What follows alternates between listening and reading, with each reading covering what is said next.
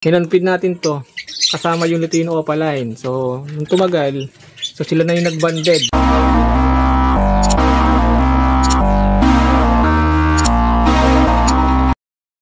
Good evening mga kaibon. So ayan, so kauwi na natin galing trabaho. So dumiretso muna tayo dito sa ating ibunan. So para ma-i-update ko kayo sa mga pangyayari dito sa aking mini aviary.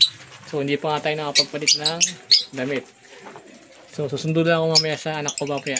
So sa mabilisang update lang dito sa aking ibunan. So yan na nga, nagpatukan na rin tayo dito sa ating mga alaga. At syempre yung update natin, yung kung maalala nyo yung ating handfeed dati. So yan, yung ating handfeed. So ito nga mga kaibon, yung ating handfeed na Lutino Possible Split Opa Ipkak. So nagkak nga siya. Tapos ang kasama niya rito ay yung isa pa nating handfeed. Isang handfeed na Lutino Opaline na hen. So yan. So parehas natin silang handfeed. Actually apat silang handfeed natin. So nasa labas yung dalawa. Isang green saka isang blue. So isang yung blue Opaline yun, possible split ino. Yung green possible split ino din. So ito yung kapatid nung dalawa. So bali ang nangyari nga dito, hinanpid natin to kasama yung Lutino Opaline. So nung tumagal, so sila na yung nagbanded. So pinayaan na natin sila.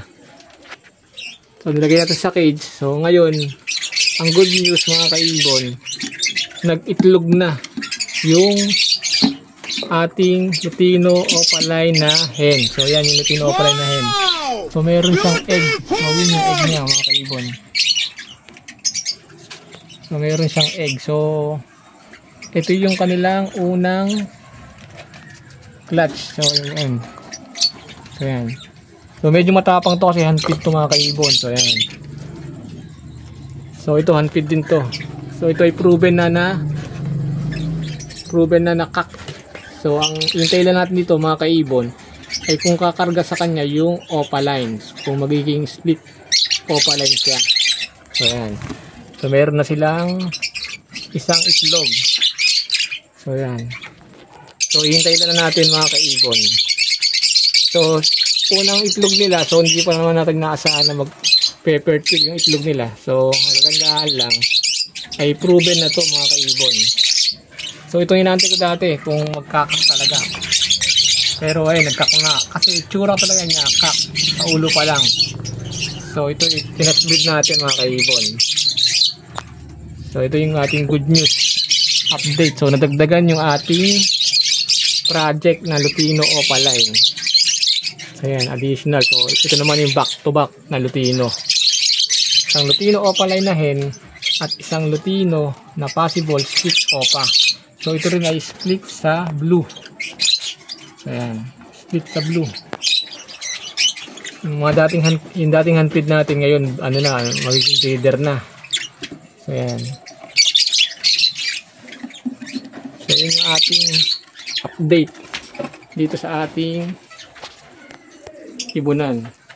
So meron tayong mga bagong salang dito mga kaibon na project din. So ito yung back to back green. So ayun, sinalang na rin natin yan. Back to back green. Tapos dito sa kabila, so hindi pa nagpapares. So ito yung dalawa natin na breeder. So pakita ko na rin sa inyo mga kaibon. Ito yung breeder natin. So yung Par Blue, ang kapares niya dati ay Green Opaline Split Ino. So ito yung producer natin ng Lutino Opaline. So kada clutch ay nagbibigay sila ng isang piraso na Lutino Opaline. So yan. So yan yung unang paakay nila mga kaibon. Lutino Opaline na hen. So proven na to kasi naipares na natin sa green viewing. Kaso nga lang hindi siya naglalabas ng visual na Lutino. Kasi nga di ko sure kung may karga talaga yung naipares natin.